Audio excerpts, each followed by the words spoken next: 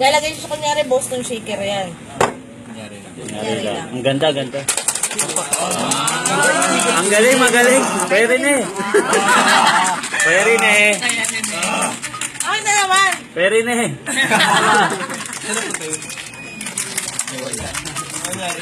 Walang PR nag-shake. Grabe na siya shaken, ha? Kaya nga ice cappuccino. Sige ngayon, isipin nyo.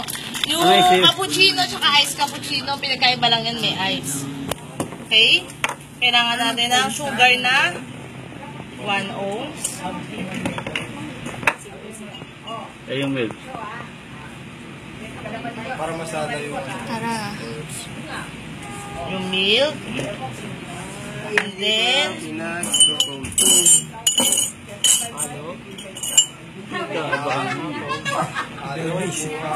haluin muna natin. Ganyan na talagang pagkano. Gilid, tapos papuntay mo sa gitna, kukunin mo siya. Tapos sa gilid ulit, tapos sa gitna. Gilid. Pasok. Gitna. Pasok. Hindi ko talaga yung yelo doon sa luin mo. Hindi pwede. And then, sarap naman. Yun.